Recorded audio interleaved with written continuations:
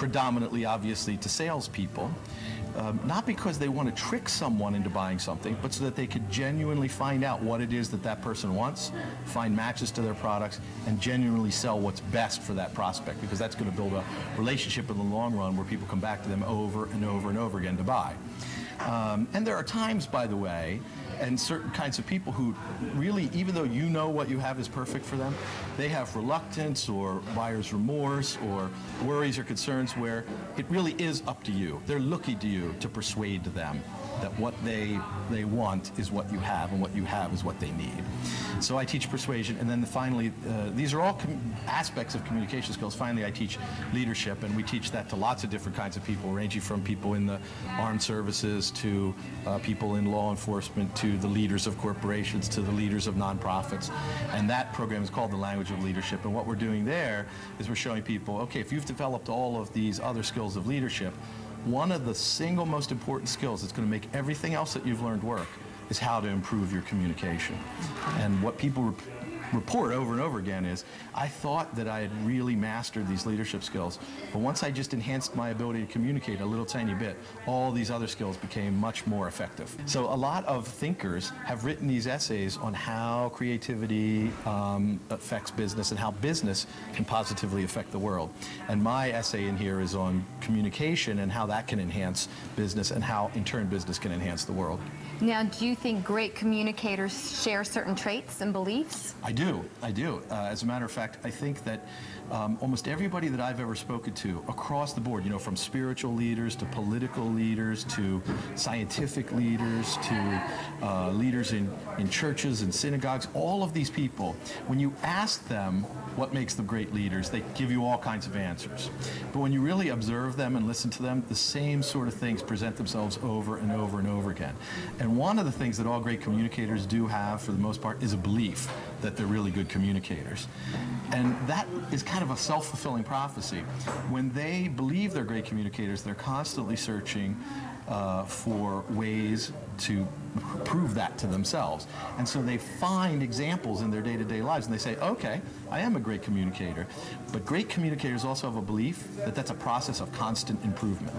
So that process would be bad if, in other words, we just searched for examples that we were good communicators even when we were, you know, we had 10 incidents of being bad communicator to one, and we only paid attention to the one where we were good. But where we couple that with the desire to be constantly improving, then we look for and examine where our mistakes are too, and we also study other people and where and how they're successful and try to adopt those things as our own.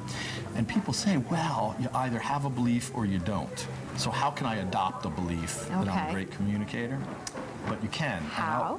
I'll point this out. Like, was there ever a time in your life when you believed that this particular band was the greatest music on the face of the earth, and you no longer have that belief? Have your musical taste matured since you were 14? Van Halen? They're not good anymore? Okay, not that Van Halen's not good. I don't want any trouble from the audience. But you see what I mean is we do change our beliefs. People have a tendency to think they're immutable. And so one of the ways that we teach people to do it is to act as if or pretend as if you had that belief. What would your life be like? And what happens is you start to catch yourself doing things and saying, like, would I do that if I was in fact a great communicator? So you begin to look at your actions and look at your behavior in a completely different way. I like that. Would I do that? If I were a great communicator.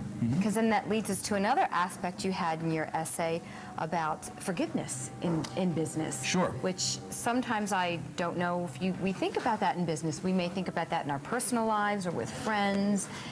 But to forgive business matters. One of the things that I've noticed about very wealthy, very successful business people conflicts, I think, with a popular view. There's a popular view that in business we don't forgive, and there's a culture of vengeance. And of course there's some of that. But the most successful people I meet, if you measure that in terms of their happiness and astonishingly high, personal wealth, when you look at people who are very wealthy and very happy, forgiveness is a central part of both their personal lives and their business lives. And interestingly, it's kind of like charity. I tell people it's okay to be, selfishly charitable. If you make gifts to your community or your religious affiliation or to your religious affiliation or to a nonprofit organization because it makes you feel better, hey, that's okay.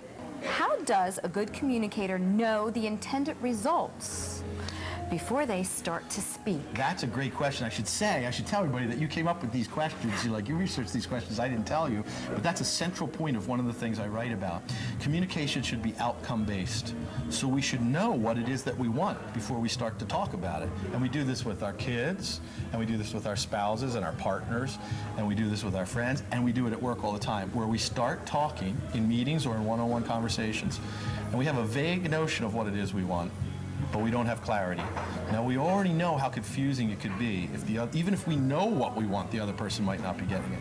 So imagine if we're not clear on what it is that we want.